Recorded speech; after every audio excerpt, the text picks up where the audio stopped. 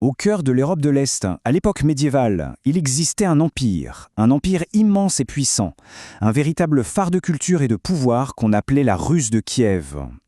Mais voilà, son plus grand ennemi n'allait pas venir de l'extérieur, il était déjà à l'intérieur. C'est une question qui revient sans cesse quand on regarde l'histoire.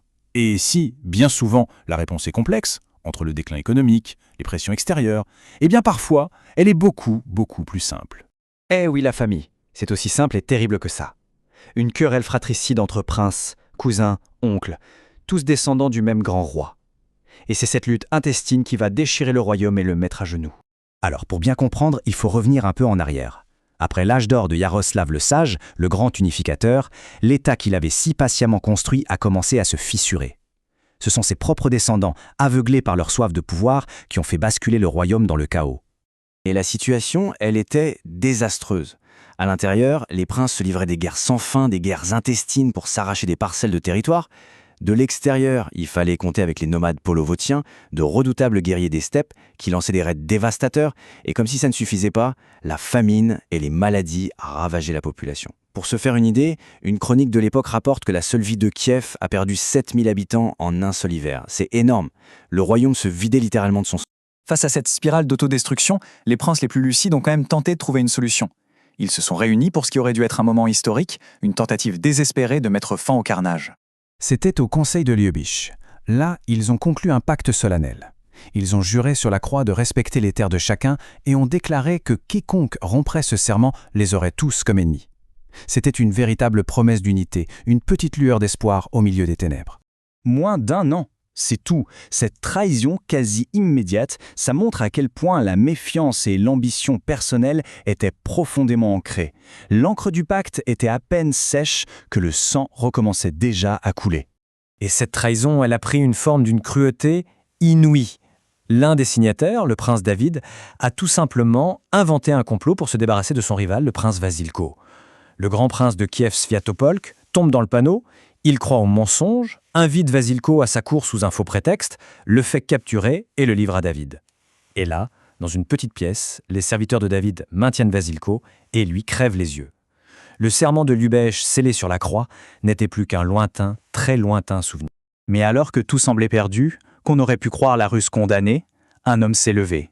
Un homme qui allait incarner cet ancien idéal d'unité et de force. Un prince qui allait devenir une véritable légende, Volodymyr Monomakh. La différence fondamentale, elle est là. Pendant que ses cousins voyaient la Russe comme un gâteau à se partager, Monomakh, lui, la voyait comme une maison à défendre. Son objectif, ce n'était pas son pouvoir personnel, non. C'était la survie et la prospérité de l'État tout entier. Et ce chiffre, 83, il illustre bien son incroyable énergie.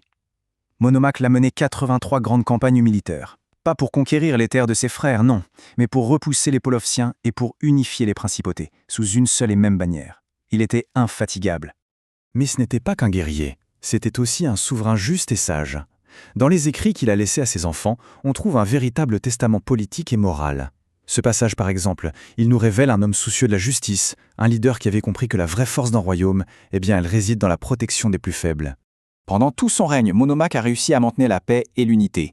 Il était en quelque sorte le ciment qui maintenait le royaume debout. Mais ce ciment n'était pas éternel. À sa mort, en 1125, les vieilles fissures se sont rouvertes, et cette fois, elles étaient plus larges que jamais. La Russe s'est alors fracturée autour de deux clans rivaux, deux branches de la même famille royale. D'un côté, les Monomakovichi, les descendants de Monomakh, qui se voyaient comme les héritiers légitimes. Et de l'autre, les Olgovichi, les descendants de son grand rival, qui estimaient que leur tour était enfin venu. Ce qui a suivi, c'est une sorte de jeu de chaises musicales sanglant pour le trône de Kiev. La capitale, le cœur symbolique de la Russe, a changé de main encore et encore. Les Olgovichi la prenaient, puis un fils de Monomakh la reprenait, puis c'était au tour d'un petit-fils de la reconquérir. Chaque prise de pouvoir signifiait plus de guerre, plus d'instabilité. Et cette lutte incessante, elle allait finalement mener à une catastrophe absolue. Un acte si choquant qu'il a marqué un tournant, pas seulement dans la guerre, mais dans l'histoire même de la Russe de Kiev. En 1169, une armée a pris la ville. Et ce qui s'est passé ensuite, ce n'était pas une conquête, c'était un déchaînement de violence pure. Comme le dit la chronique, ils ont tout pillé. Les monastères sacrés, les icônes précieuses, les livres. Les habitants ont été massacrés ou emmenés en esclavage, laissant derrière eux des gémissements et un chagrin inconsolable. Le point crucial, il est là. Avant, les princes prenaient Kiev pour en faire leur capitale, pour s'approprier son prestige. Mais cette fois-ci, l'objectif était différent. Il ne s'agissait pas de conquérir, mais de détruire, de l'humilier, de la rayer de la carte en tant que centre du pouvoir. Un acte de pure et simple annihilation. On pourrait se dire qu'une telle barbarie ne pouvait venir que d'un ennemi extérieur, d'un chef nomade ou d'un envahisseur venu d'ailleurs, quelqu'un qui n'avait aucun lien avec cette terre sacrée. Et c'est là que toute l'ironie tragique de l'histoire nous frappe. Le destructeur de Kiev, c'était Andreï Bogolyubski, le propre petit-fils du grand unificateur, Volodymyr Monomach. Oui, le petit-fils de l'homme qui avait consacré sa vie à protéger la Russe est devenu celui qui a saccagé son cœur.